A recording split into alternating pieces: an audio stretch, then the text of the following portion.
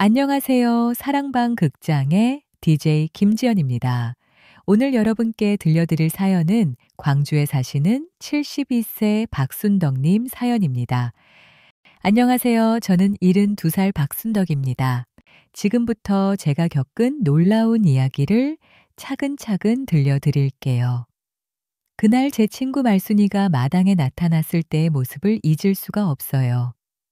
73살에 키 150도 안 되는 작은 체구로 눈에 불을 켜고 며느리를 마주보며 내 친구를 건드리면 용서 안 한다고 지금까지 순덕이가 참고 살아온 걸 네가 알기나 하냐고 소리치더라고요.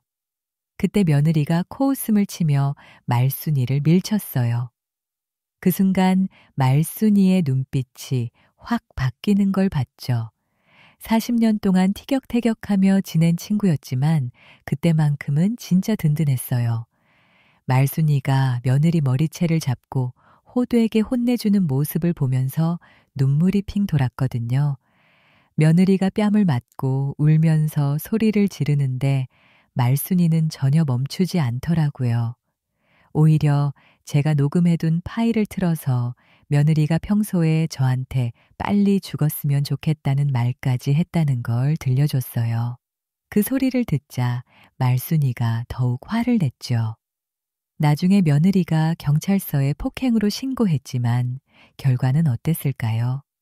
제가 준비한 증거와 CCTV 덕분에 오히려 며느리의 평소 행동이 다 드러났어요. 쌍방폭행으로 끝났지만 진짜 승리는 저희 쪽이었죠. 40년 우정이 어떻게 한순간에 저를 구원해 줬는지 정말 소름 끼치는 이야기랍니다. 저는 이 동네에서 40년을 살았어요. 32살에 신혼집으로 이사 와서 지금까지죠. 그때가 1983년이었는데 지금 생각해보면 정말 오래된 일이네요. 처음 이사 온 그날이 참 생생해요. 트럭에서 짐을 내리는데 옆집에서 큰 소리가 들리더라고요. 누가 이사 왔냐고 소리치는 목소리가 담장 너머로 들렸어요. 그게 김말순이와의 첫 만남이었죠. 저보다 한 살 위인 지금 73 살인 친구예요. 그날 말순이가 대문을 박차고 들어오면서 자기소개도 없이 이사 왔으면 인사는 해야 하는 거 아니냐는 식으로 따져 묻더라고요. 첫인상부터 참 강렬했어요. 말순이는 정말 독특한 사람이었어요. 5cm나 작은데 목소리는 동네에서 제일 크더라고요. 뭐든 빨리빨리 해결하려 하고 성격도 급해서 가만히 있질 못했어요. 저는 그 반대거든요. 뭘 하든 신중하게 생각해보고 꼼꼼히 따져봐야 직성이 풀려요. 처음 몇 년은 그냥 이웃 사이로만 지냈어요. 마주치면 인사 정도만 하고요. 그런데 아이들이 비슷한 나이라서 자연스럽게 가까워지게 됐어요. 저희 큰아들이랑 말순이 아들이 같은 학년이었거든요. 학교 행사 때문에 만나다 보니까 이야기할 일이 많아진 거죠. 그런데 이상하게 만날 때마다 한 번씩은 다퉜어요. 성격이 정반대라서 그랬나 봐요. 시장에 함께 가면 말순이는 값도 안 깎고 휙휙 사버려요. 저는 이것저것 비교해보고 다른 가게도 둘러보고 값도 깎아봐야 하는데 말이에요.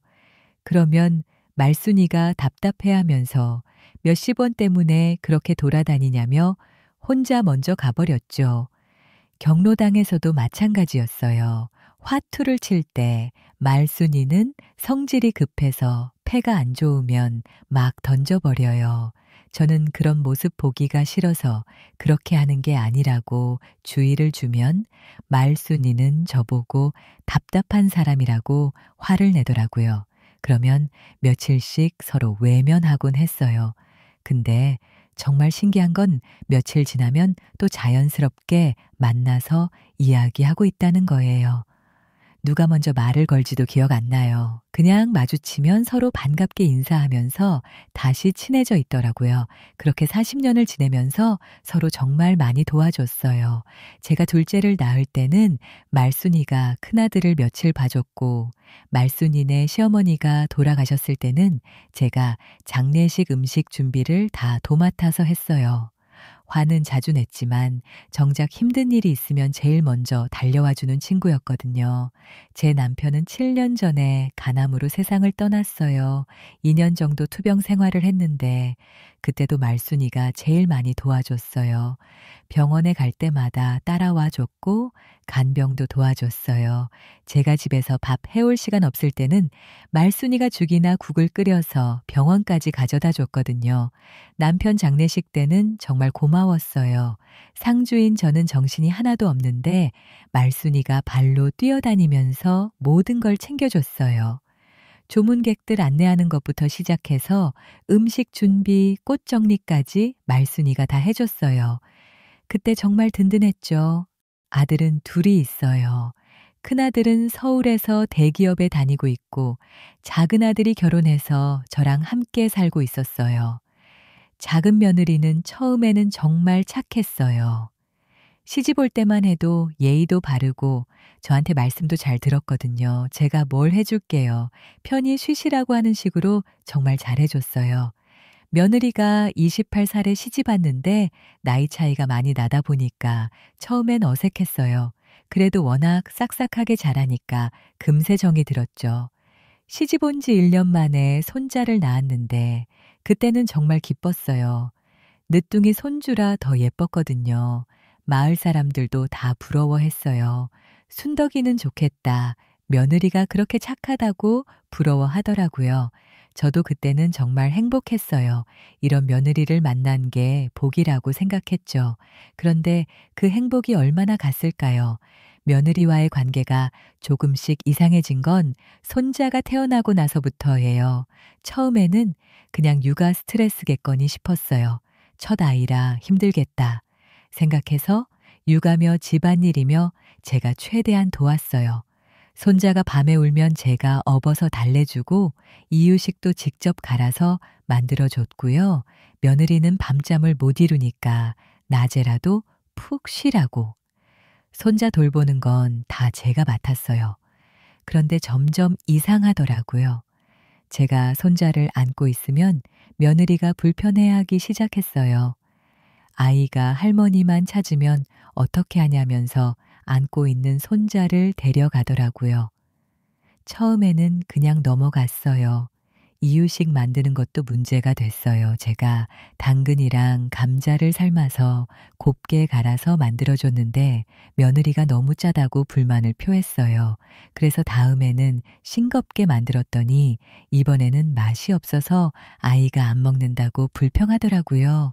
어떻게 해도 맞지 않더라고요. 더 이상한 건 며느리가 저 몰래 이유식을 다시 만드는 거였어요. 제가 만든 걸 그대로 버리고 새로 만들어서 먹이더라고요. 그걸 몇 번 보고 나니까 기분이 좋지 않았어요. 그냥 처음부터 자기가 하겠다고 하면 될 텐데 왜 제가 만든 걸 몰래 버리는지 이해가 안 됐거든요. 손자 돌보는 것도 마찬가지였어요.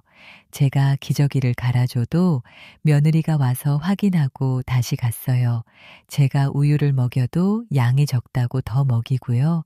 처음에는 그냥 꼼꼼해서 그런가 보다 했는데 나중에 보니까 제가 하는 모든 일을 다시 하더라고요. 그러던 어느 날이에요. 제가 손자를 안고 마당에서 바람을 쐬고 있었어요. 날씨가 따뜻하고 햇살도 좋아서 아이한테 좋을 것 같았거든요.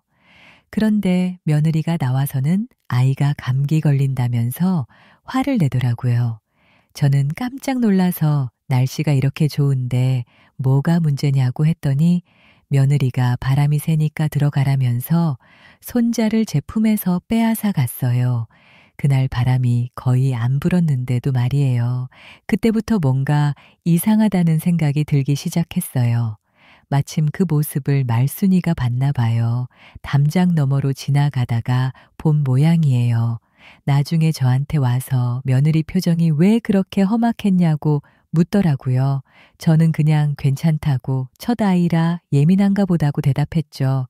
그런데 말순이가 그래도 너무 심한 거 아니냐고 시어머니가 손자 안고 있는데 뭐가 잘못됐다고 그러냐면서 화를 내더라고요. 저는 말순이한테 그러지 말라고 며느리도 힘드니까 이해해야 한다고 했는데 말순이는 그런 상황을 마음에 안 들어 하더라고요.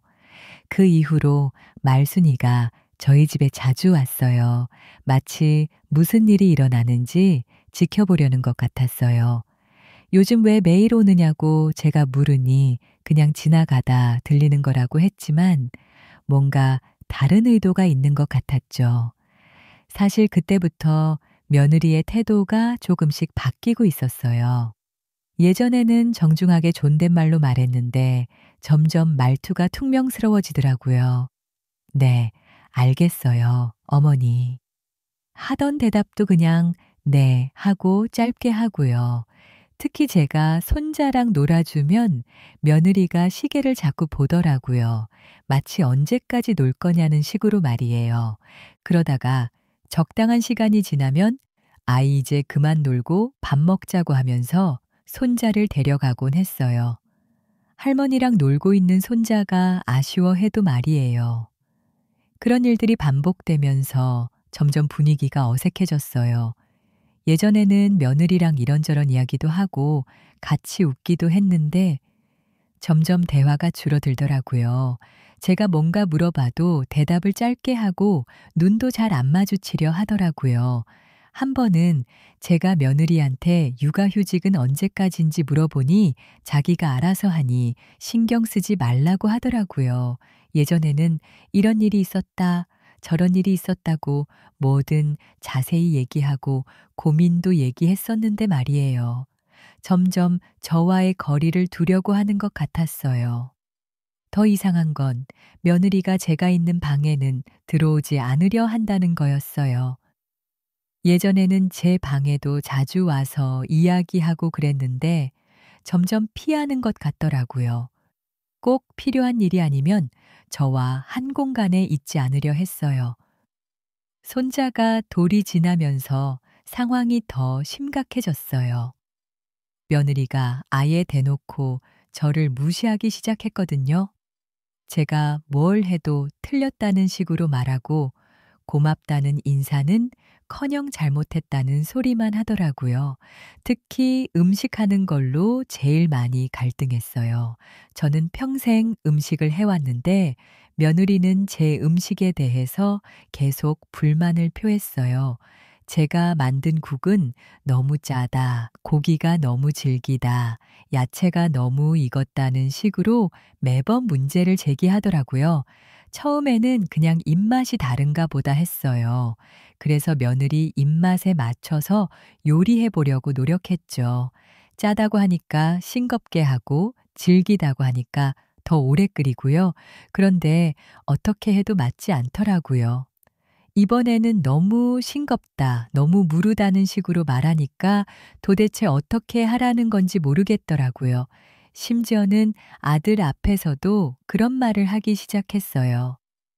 남편한테 제가 만든 음식은 간이 안 맞아서 못 먹겠다고 하더라고요. 아들이 그럴 때마다 저한테 미안하다고 하면서도 엄마가 힘드시니까 이해 좀 해달라고 하더라고요. 그때부터 정말 기분이 상했어요. 며느리가 힘든 건 이해하지만 시어머니를 그렇게까지 무시할 필요는 없잖아요. 평생 음식해온 사람한테 간도 맞추지 못한다고 하니까 자존심이 상하더라고요. 더 심해진 건 며느리가 저를 아예 투명인간 취급하기 시작한 거예요. 제가 오늘 날씨 좋다고 말을 걸어도 대답도 안 하더라고요. 밥상에서도 저랑 눈도 안 마주치려고 하고 저한테 전화가 오면 짜증스러운 표정을 지었어요. 급기야는 제가 만든 반찬은 아예 안 먹겠다면서 따로 요리해서 먹기 시작했어요. 같은 식탁에 앉아서도 며느리만 따로 반찬을 먹는 모습을 보니까 정말 기가 막혔어요. 그것도 모자라서 아들한테까지 자기가 만든 음식을 권하면서 제가 만든 건 너무 짜다고 하더라고요.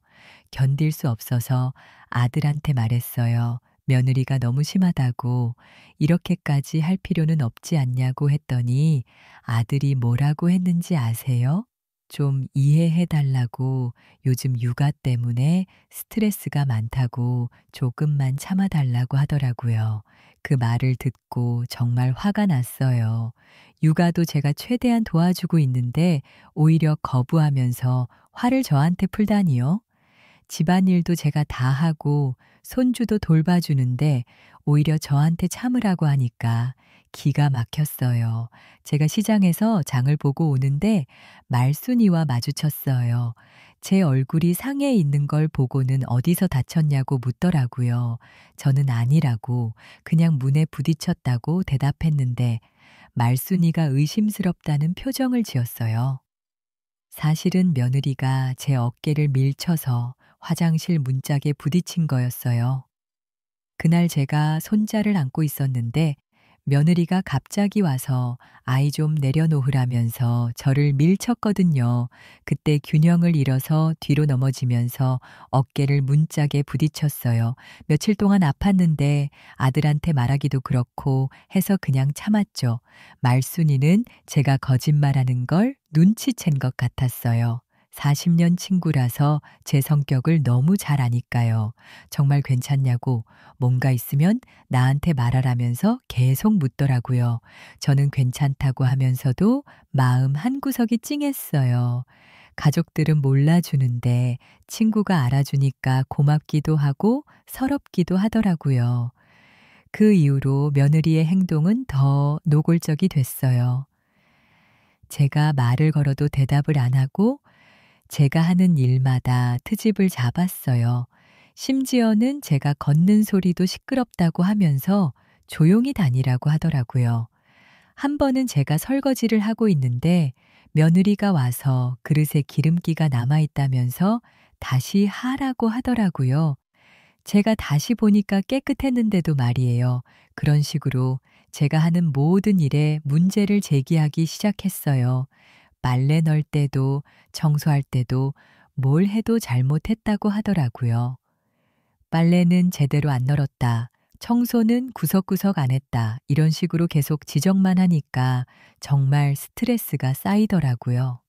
정말 견디기 힘들어진 건 며느리가 본격적으로 손을 대기 시작한 이후부터예요. 처음에는 살짝 밀치는 정도였어요. 제가 뭔가 잘못했다고 생각해서 그냥 넘어갔죠. 시어머니한테 화가 날 수도 있다고 생각했거든요. 그런데 점점 심해지더라고요. 어느 날은 제가 설거지를 하고 있는데 며느리가 와서 그릇을 제대로 안 닦았다면서 제 팔을 꽉 잡고 흔들더라고요. 그 자국이 며칠 동안 남았어요. 보라색으로 멍이 들어서 긴팔 옷을 입어야 했죠. 또 다른 날은 제가 손자 우유병을 씻고 있었는데 며느리가 뜨거운 물로 소독 안 했다면서 화를 내더라고요. 그러면서 제 손을 뜨거운 물 쪽으로 밀어붙이는 거예요. 다행히 제가 재빨리 손을 빼서 큰 일은 없었지만 정말 위험했어요. 제일 충격적이었던 건 한 달 전에 일어난 일이에요. 제가 손자를 재우려고 자장가를 불러주고 있었거든요. 자장자장 우리 아가 잘도 잔다. 꿈나라로 이런 노래를 부르면서 손자를 달래고 있었는데 며느리가 갑자기 와서는 목소리가 시끄럽다면서 제 입을 손으로 막더라고요. 저는 깜짝 놀라서 뭐 하는 거냐고 했는데 며느리가 아이가 잠들려고 하는데 왜 그렇게 크게 부르냐면서 화를 냈어요. 그러고는 갑자기 제 뺨을 탁 하고 때렸어요. 그 순간 정말 세상이 캄캄해지는 것 같았어요. 평생 살면서 누구한테도 맞아본 적이 없는데 며느리한테 뺨을 맞다니요. 손자는 할머니 자장가 들으면서 잘 자고 있었는데 며느리가 갑자기 와서 때리니까 아이까지 깨서 울기 시작했어요. 며느리는 그것도 모자라서 아이가 깼다면서 다 제 때문이라고 저한테 책임을 떠넘기더라고요. 그날 밤에 정말 많이 울었어요. 화장실 거울을 보니 뺨에 빨간 자국이 선명하게 나 있더라고요. 그 이후로 며느리는 더욱 대담해졌어요. 제가 뭔가 하면 또 잘못했다면서 팔을 잡아당기거나 어깨를 밀쳤어요. 심지어는 제가 숨 쉬는 소리도 시끄럽다고 하면서 방으로 들어가라고 하더라고요. 아들 앞에서도 점점 노골적이 됐어요.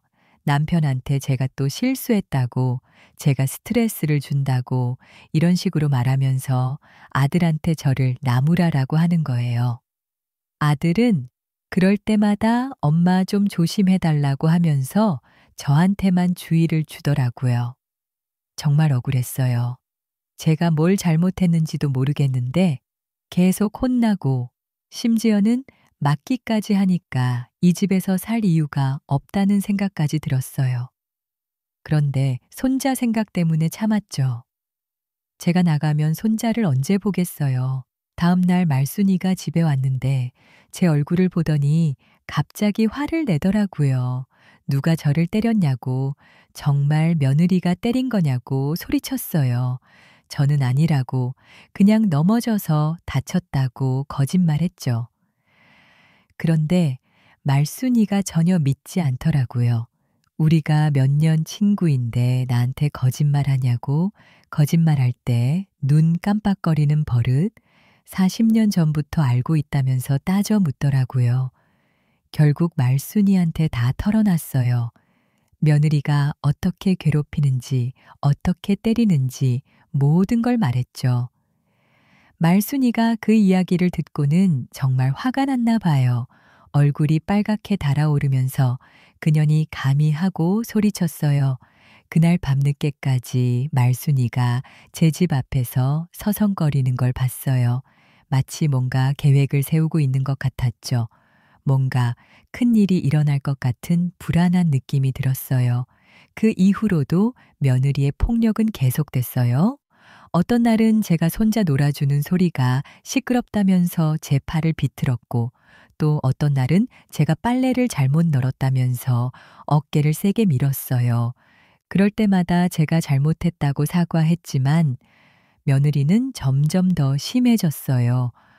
한 번은 며느리가 저한테 늙으니까 왜 이렇게 오래 사느냐고 빨리 죽었으면 좋겠다는 말까지 했어요. 그 말을 들을 때 정말 가슴이 무너지는 것 같았어요. 내가 이렇게까지 무시당하며 살아야 하나 싶어서요. 그 이후로 말순이의 행동이 이상해졌어요. 평소에는 그냥 지나가다가 들르는 정도였는데 며칠 동안 계속 제 집 근처를 맴돌더라고요. 마치 무슨 일이 일어나는지 감시하고 있는 것 같았어요. 어느 날 말순이가 제 집에 와서는 이상한 걸 하나 주더라고요. 손바닥만 한 작은 녹음기였어요. 이거 나한테 줄 테니 며느리가 나한테 뭔가 할 때마다 녹음해두라고 하더라고요. 저는 깜짝 놀라서 이게 뭐냐고, 왜 이런 걸 주냐고 했더니 말순이가 나중에 증거가 될 거라고, 요즘 세상에는 증거가 있어야 한다고 하더라고요. 처음에는 그럴 필요 없다고 했는데 말순이가 계속 설득하더라고요. 말순이가 저는 너무 착해서 문제라고, 저런 년한테 당하고만 있으면 어떡하냐고, 제가 맡고 있는데 아들도 모르지 않냐면서 화를 내더라고요. 그리고는 자기가 며느리를 한번 혼내주겠다고 했어요. 저는 깜짝 놀라서 그러지 말라고, 괜히 일을 크게 만들지 말자고 말렸어요. 말순이 성격이 급한 걸 아니까 무슨 일을 낼까 봐 걱정됐거든요. 그런데 말순이가 뭐라고 했는지 아세요? 이미 일은 커졌다고, 제가 맡고 사는데 이게 작은 일이냐고, 이런 식으로 계속 당하면 언젠가는 크게 다칠 수도 있다면서 정말 심각한 표정을 지었어요. 그때 처음으로 말순이가 정말 저를 걱정하고 있다는 걸 느꼈어요. 그래도 저는 반대했어요. 제발 가만히 있어 달라고, 나는 괜찮다고 했는데 말순이가 나는 괜찮을지 몰라도 자기는 괜찮지 않다고 40년 친구가 맞고 사는데 가만히 있을 수 있냐고 하더라고요. 결국 말순이가 준 녹음기를 주머니에 넣고 다니기 시작했어요. 며느리가 저한테 뭔가 할 때마다 몰래 녹음했죠. 처음에는 이런 짓을 하는 제 자신이 초라하다는 생각이 들었어요. 그런데 며칠 지나니까 정말 충격적인 내용들이 녹음됐어요. 며느리가 저한테 하는 말들이 정말 심했거든요. 늙은 것이 왜 이렇게 오래 사느냐, 빨리 죽었으면 좋겠다, 병원에 가서 치매 검사나 받아라, 이런 말들을 했어요. 그 말들을 들을 때마다 가슴이 찢어지는 것 같았지만 나중을 위해서 계속 녹음했어요. 한편으로는 말순이 말이 맞다는 생각도 들었어요. 이대로 계속 당하고만 살 수는 없잖아요. 며느리가 점점 더 심해지고 있는데 언젠가는 정말 큰일이 날 수도 있겠다 싶었거든요. 말순이는 그 사이에 뭔가 계획을 세우고 있는 것 같았어요. 자주 제 집 근처에 나타나서 며느리 출퇴근 시간을 체크하더라고요. 며느리가 언제 집에 오고 언제 나가는지 파악하고 있는 것 같았어요. 어느 날은 말순이가 제 집 마당에 CCTV가 있는지 물어보더라고요. 너희 집에 CCTV 있냐고 하길래 왜냐고 했더니 그냥이라고 말더라고요. 나중에 보니 말순이가 혼자서 제 집 곳곳을 살펴보고 있었어요. 그리고 며칠 후에 말순이가 또 이상한 제안을 했어요. 내가 너희 집에 작은 카메라 하나 설치해 줄까 하더라고요. 저는 그건 너무 심하지 않냐고 했는데 말순이가 요즘 세상에 증거 없으면 아무도 안 믿어준다면서 설득했어요. 결국 말순이가 작은 카메라를 거실 한쪽에 설치했어요. 화분 뒤에 숨겨놨는데 정말 작아서 잘 보이지도 않더라고요. 말순이가 이제 며느리가 뭘 하는지 다 볼 수 있다고 증거를 확실히 남겨두자고 하더라고요. 그런데 정작 카메라를 설치하고 나니 마음이 편하지 않더라고요. 며느리가 나쁘긴 하지만 이렇게까지 하는 게 맞나 싶기도 하고요. 하지만 말순이가 워낙 확신에 차서 말하니까 따를 수밖에 없었어요. 말순이는 며느리가 저한테 폭력을 휘두르는 모습들을 며칠 동안 녹화했어요. 며느리가 저를 밀치고 때리고 욕하는 모습이 다 찍혔더라고요. 말순이가 그 영상들을 보면서 정말 화가 났나 봐요. 이제 때가 됐다고 며느리를 혼내줄 때가 됐다고 하더라고요. 드디어 그날이 왔어요. 제가 평생 잊을 수 없는 날이죠. 그날 아침에 며느리가 유난히 기분이 나빠 보였어요. 안 좋은 일이 있었나 봐요. 아침부터 저한테 짜증을 내더라고요. 제가 손자 아침을 먹이고 있는데 며느리가 와서는 또 잘못 먹인다며 화를 내더라고요. 그러면서 제 팔을 잡아당기며 비키라고 했어요. 그때 주머니에 넣어둔 녹음기를 재빨리 켰죠. 며느리가 정말 심한 말들을 쏟아냈어요. 늙은이가 애 키우는 것도 모르면서 왜 나서느냐고 진짜 꼴도 보기 싫다고 하더라고요. 그러면서 제 어깨를 세게 밀었어요. 평소보다 훨씬 심했어요. 저는 그 모든 상황을 녹음하면서도 가슴이 아팠어요. 내가 정말 이렇게까지 당해야 하나 싶어서요. 며느리가 계속 저를 밀치고 욕하는데 손자가 그 모습을 보고 울기 시작했어요. 그때 마침 말순이가 집에 왔어요. 대문이 열려 있어서 그냥 들어온 건데 며느리가 저를 미는 모습을 정확히 봤더라고요. 말순이의 얼굴이 확 굳어지는 걸 봤어요. 말순이가 며느리한테 뭐 하는 짓이냐고 소리쳤어요. 며느리는 처음엔 당황했다가 곧 뻔뻔해지더라고요. 할머니가 애를 위험하게 해서 말린 것뿐이라고 하면서요. 그런데 말순이가 가만히 있지 않더라고요. 40년 동안 순덕이랑 지내봤는데 그런 사람이 아니라고. 네가 평소에 어떻게 구는지 다 안다고 소리쳤어요. 며느리가 뭘 안다고 그러냐며 대들더라고요. 그 순간 말순이가 한 말이 지금도 소름 돋아요. 내 친구 건드리면 용서 안 한다고 지금까지 순덕이가 얼마나 참고 살아왔는지 네가 알기나 하냐고 소리쳤거든요. 목소리에 정말 화가 담겨 있었어요. 며느리가 그 말을 듣고는 코웃음을 쳤어요.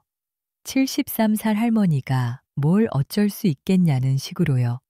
그리고는 말순이를 향해 걸어가면서 비키라고 했어요. 정말 건방진 태도였죠.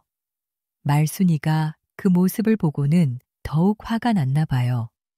너 같은 년이 어디서 감히 어른한테 그런 식으로 나오냐고 소리쳤어요.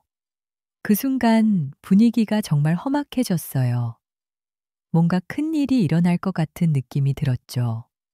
며느리가 말순이한테 더 가까이 다가가면서 뭔가 위협적인 말을 하려는 것 같았어요. 그런데 말순이가 먼저 행동을 취했어요. 정말 빠른 속도로요. 며느리가 말순이를 밀치려고 손을 뻗는 순간 말순이가 재빨리 며느리의 손목을 잡더라고요. 73살 할머니가 그렇게 빠를 줄 몰랐어요. 며느리가 깜짝 놀라서 소리를 질렀죠. 말순이가 며느리 손목을 잡고는 너 같은 년이 어른한테 손을 대려고 하냐고 호되게 꾸짖었어요. 며느리가 놓으라고 소리쳤지만 말순이는 전혀 놓을 생각이 없어 보였어요. 그 다음 순간이 정말 장관이었어요. 말순이가 며느리 머리채를 잡고 호되게 흔들어 댔거든요. 며느리가 아프다고 소리치면서 발버둥을 쳤지만 말순이는 멈추지 않더라고요. 말순이가 며느리한테 지금까지 순덕이한테 어떻게 했는지 다 봤다고 이제 그만하라고 소리쳤어요. 그러면서 며느리 뺨을 한 대 때렸어요. 그 소리가 마당에 울려 퍼졌죠. 며느리가 화가 나서 말순이한테 달려들려 했어요. 그런데 말순이가 워낙 빨라서 며느리가 따라잡지 못하더라고요. 오히려 말순이가 며느리 팔을 비틀어서 아프게 했어요. 바로 그때 제가 녹음하던 걸 틀어서 들려줬어요. 며느리가 저한테 했던 말들이 그대로 나오니까 며느리 얼굴이 하얗게 질리더라고요. 특히 제가 빨리 죽었으면 좋겠다라고 한 부분에서 말순이가 정말 화가 났어요. 말순이가 며느리한테 정말 심하게 혼을 냈어요. 시어머니가 얼마나 고마운 존재인지 모르냐고. 네가 그런 식으로 살면 나중에 너도 똑같이 당한다고 소리쳤어요. 며느리가 울면서 사과하겠다고 했지만 말순이는 이미 늦었다고 하더라고요. 그 모습을 보면서 눈물이 핑 돌았어요. 40년 동안 티격태격했지만 정말 중요한 순간에 저를 지켜준 친구였거든요. 평생 이런 든든함을 느껴본 적이 없었어요. 말순이가 며느리를 놓아주면서 다시는 순덕이한테 함부로 하지 말라고 경고했어요. 며느리가 그때서야 정신을 차린 것 같더라고요. 자기가 지금까지 얼마나 잘못했는지 깨달았나 봐요. 그런데 며느리가 갑자기 화가 났는지 말순이한테 폭행이라고 경찰서에 신고하겠다고 소리쳤어요. 말순이는 전혀 당황하지 않더라고요. 오히려 그러라고 누가 먼저 폭력을 썼는지 보자고 하면서요. 제가 그때 말순이가 미리 설치해둔 카메라 얘기를 했어요. 모든 게 다 녹화돼 있다고요. 며느리가 평소에 저한테 어떻게 했는지도 다 찍혀 있다고 하니까 며느리 얼굴이 더욱 하얘졌어요. 그래도 며느리는 끝까지 버텼어요. 자기가 맞은 건 확실하다면서 경찰서에 신고하겠다고 했어요. 말순이는 좋다고 그럼 자기도 며느리가 시어머니를 폭행한 걸로 맞신고하겠다고 하더라고요. 말순이가 며느리한테 네가 지금까지 순덕이한테 어떻게 했는지 다 증거가 있다고 녹음도 있고 영상도 있다고 하니까 며느리가 완전히 기가 꺾이더라고요. 그제서야 자기가 얼마나 큰 잘못을 했는지 깨달았나 봐요. 손자가 할머니들이 다투는 모습을 보고 무서워하면서 울고 있었는데 말순이가 손자를 달래주면서 괜찮다고 할머니가 나쁜 사람을 혼내준 거라고 하더라고요. 그 모습이 참 따뜻해 보였어요. 며느리가 정말로 경찰서에 신고를 했어요. 경찰이 집으로 와서 상황을 조사했는데 저희가 준비한 증거들이 빛을 발했어요. 말순이가 얼마나 치밀하게 준비했는지 그때 알았죠. 우선 제가 녹음해둔 파일들을 다 보여줬어요. 며느리가 평소에 저한테 어떻게 했는지가 다 들어있었거든요.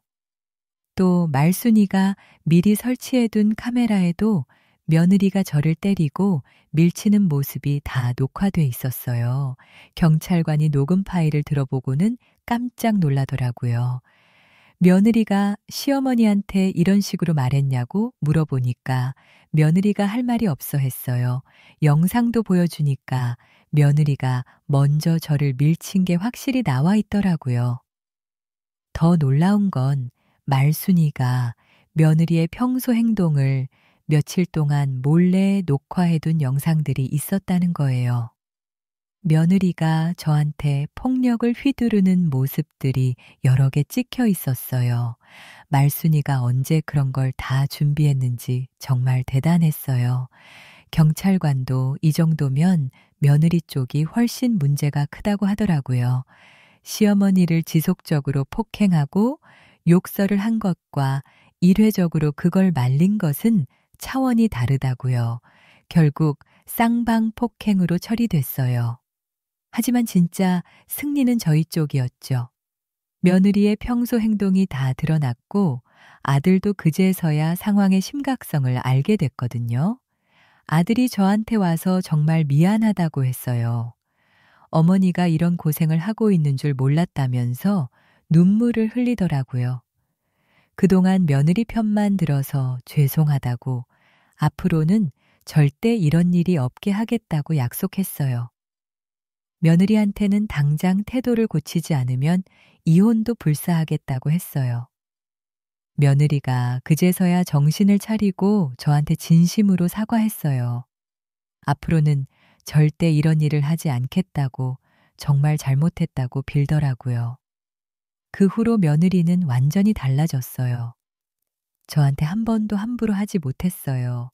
말순이가 워낙 무서웠나 봐요. 저를 보기만 해도 고개를 숙이고 예전처럼 정중하게 대하더라고요. 제일 중요한 건 손자를 마음껏 볼 수 있게 된 거예요. 며느리가 더 이상 저와 손자 사이를 방해하지 못하거든요. 손자도 할머니를 많이 따라서 정말 행복해요. 자장가도 마음껏 불러줄 수 있고 함께 놀아줄 수도 있어요. 아들도 달라졌어요. 이제는 며느리보다 제 말을 먼저 들으려고 해요.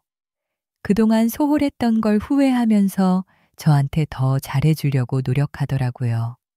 제가 만든 음식도 맛있다고 칭찬해주고요. 며느리도 이제는 제가 만든 음식을 같이 먹어요. 예전처럼 따로 해먹지 않고 오히려 제게 요리를 가르쳐 달라고 하더라고요. 시어머니 손맛을 배우고 싶다면서 말이에요. 그 모습을 보니 사람이 정말 변할 수 있구나 싶었어요. 말순이는 그 일 이후로 동네에서 영웅 취급을 받고 있어요.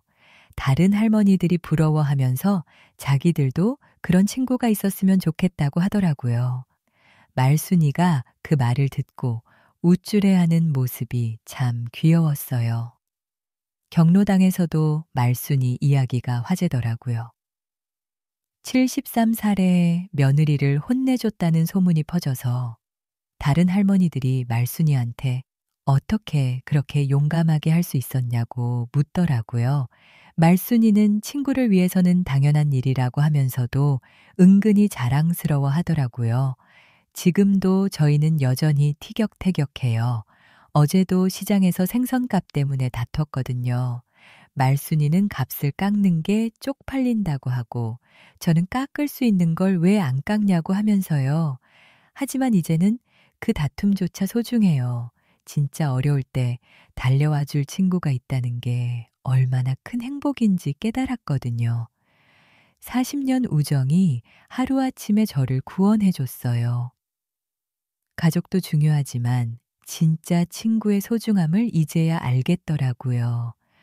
말순이 덕분에 제가 다시 당당하게 살 수 있게 됐어요. 더 이상 며느리 눈치를 보지 않고 제가 하고 싶은 말도 할 수 있게 됐고요. 손자랑도 실컷 놀아줄 수 있어서 정말 좋아요. 요즘은 말순이랑 함께 손자를 돌봐주고 있어요. 두 할머니가 함께 손자를 키우니까 며느리도 일에 더 집중할 수 있게 됐어요. 이제는 며느리도 저희에게 고맙다고 인사해요. 일 나갈 때마다 손자 잘 부탁한다고 정중하게 말하더라고요. 손자가 제일 좋아하는 건 할머니 둘이랑 같이 노는 거예요. 말순이 할머니는 재미있는 이야기를 많이 해주고 저는 자장가를 불러주니까 아이가 너무 좋아해요. 그 모습을 보면 정말 흐뭇하더라고요. 며느리가 변한 모습을 보면서 사람은 정말 반성할 줄 아는 존재구나 싶어요. 물론 처음에는 어쩔 수 없이 굽힌 거겠지만 지금은 진심으로 저를 존중하려고 노력하는 것 같아요. 제 생일날에는 케이크까지 사다가 축하해 줬거든요. 아들도 이제는 제 말을 잘 들어요. 며느리와 갈등이 생기면 저한테 먼저 와서 어떻게 하면 좋을지 물어봐요. 예전에는 무조건 며느리 편을 들었는데 이제는 공정하게 판단하려고 노력하더라고요. 제일 기쁜 건 집안 분위기가 완전히 달라진 거예요.